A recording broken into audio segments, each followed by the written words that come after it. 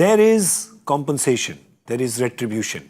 Because you, as batting fans, didn't see too many runs in the first two games, you're getting to see them today in Ahmedabad. Hello and welcome to Cricbuzz Comm Box. DK and GK bringing you the status update at the halfway mark. India winning the toss and choosing to bat, and boy, are they batting. It's 102 for the loss of 2 wickets, and the stars have been Shubman Gill and Rahul Tripathi. Rahul Tripathi, the little busybody, look at that, 44 at a strike rate of 200. He's been fantastic today. Got out just a little while ago, about an over and a half back, but Shubman Gill still going strong, 46 of 30. So all those question marks, you know, the last few games not getting too many runs, I think he has answered them in bold today and underlined it for good measure. Absolutely. I think they've batted beautifully. That partnership was just great to watch. The intent, the shots, they put them on the back foot. They kept making shots. That's what I like. Rahul Tripathi going and lap sweeping.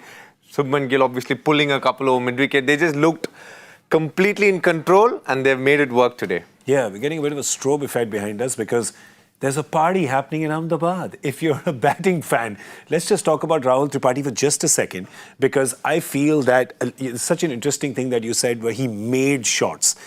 There was once or twice, I think, to Loki or to Blair Tickner, where he moved like 6 stumps outside off and he's kind of lapped him over short fine. I mean, risky shots, some of them, but he is a bit of a busybody, but he gets into position really quick because he's a busybody. That's something that you must appreciate, I'm sure.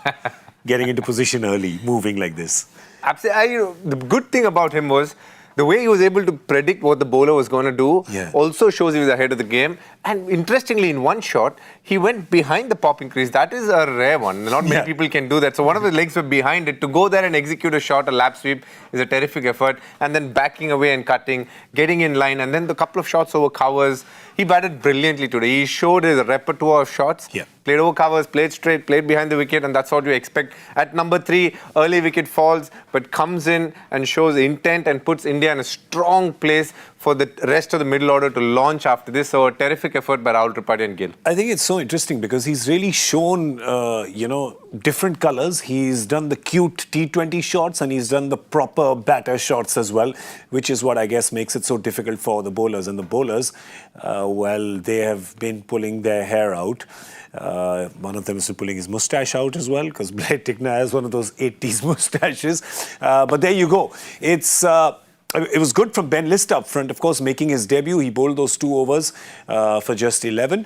But there you go. Everybody else has been expensive. They've kind of taken them to the cleaners. And New Zealand is looking at it right now, saying, all right, Shubman's not getting out. And who are the other 2 people we have to combat? There's Suryakumar Yadav, who's at the crease right now. There's Hardik Pandya to come. We want that Hardik Pandya who hits, swings big, gets those sixes. Today, that platform is being set up for him beautifully. He doesn't have to play that captain, mature, put my head down, take it to a safe total role. No chance. Unless a couple of wickets falls around him, it doesn't look like the case. I think the curator has made much more than what is required. Like you said, maybe 300 is what he was looking for. But it's a flat wicket. The good thing is whatever India gets, and the fact that, in a game like this, a must-win game, when you put runs on the board, it's always pressure. And I think Indian bowlers, with the kind of attack they have, it's obviously a little inexperienced. So the more they get, at least 10 above par will be something that they're looking at. We, of course, have a good student, Mr. Harsha Bhogle, who did tell us before the game began that Ahmedabad is actually a chasing ground. Unless you get a score of over 180, then it is not a chasing ground. But, I mean, that's pretty much every ground, right? Just saying. I can see Big Brother's taking his shoe off to throw at me right now, right from there. But before we wrap up, I had predicted the score to be 200. You predicted 189. The way these guys are going and being 102 for 2 at the halfway stage, they should actually be looking at going.